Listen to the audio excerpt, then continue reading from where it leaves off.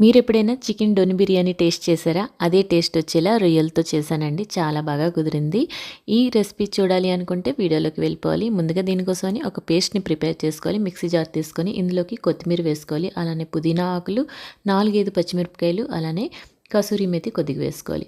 అల్లం వెల్లుల్లి పేస్ట్ కాస్త ఎక్కువగానే వేసుకోవాలండి. 3 స్పూన్ల వరకు వేసుకుంటే సరిపోతుంది. కొద్దిగా వాటర్ వేసేసి మెత్తగా గ్రైండ్ చేసుకోవాలి. 1/2 కిలో రొయ్యల్ని శుభ్రం చేసి పెట్టుకోవాలండి. బిర్యానీ కోసం హోల్ గరం మసాలాని తీసుకోవాలన్నమాట. ఇందులో వచ్చేసి నేను ఆయిల్ వేసుకున్నాను 2 టేబుల్ స్పూన్ల వరకు. అలానే 2 స్పూన్ల వరకు నేతిని యాడ్ చేసుకోవాలి.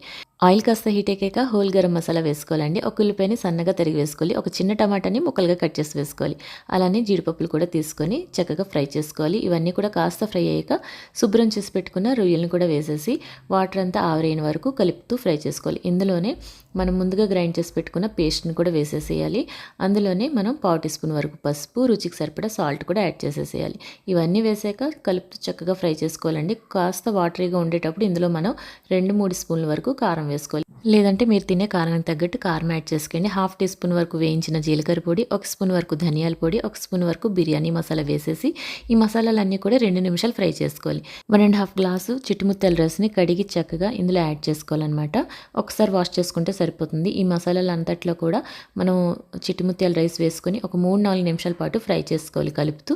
ఫ్రై చేసుకున్నాక గ్లాస్కి 2 గ్లాసులు చొప్పున వాటర్ యాడ్ చేసుకోవాలండి. 1.5 గ్లాస్ రైస్ తీసుకున్నాను కదా నేను, 3 గ్లాసుల వరకు వాటర్ యాడ్ చేసి ఒకసారి కలిపి టేస్ట్ చూసుకోండి. సాల్ట్ సరిపోకపోతే మరి కొద్దిగా సాల్ట్ వేసేసి మంటని మీడియం ఫ్లేమ్లో ఉంచి కుక్కర్ మూత పెట్టి 2-3 విజిల్స్ వచ్చాయంటే గుమగుమలాడే చిట్టి ముత్యాల రొయ్యల బిర్యానీ అయితే రెడీ అయిపోతుందండి. మీరు కూడా తప్పకుండా ట్రై చేయండి. చేసుకోవడం చాలా సింపుల్ కదా, టేస్ట్ కూడా చాలా బాగుంటుంది. చూసారు కదా, పొడి పొడిలాడుతూ చక్కగా వచ్చింది. ఇక్కడ ఈ స్టెప్ని మిస్ చేయకండి. కుక్కర్ విజిల్ అంతా పోయాక ఒకసారి మూత తీసేసి ఈ విధంగా లైట్గా మిక్స్ చేసుకొని మళ్ళీ మూత పెట్టుకున్నారంటే చక్కగా ఎమ్ముకుంటుంది అనమాట.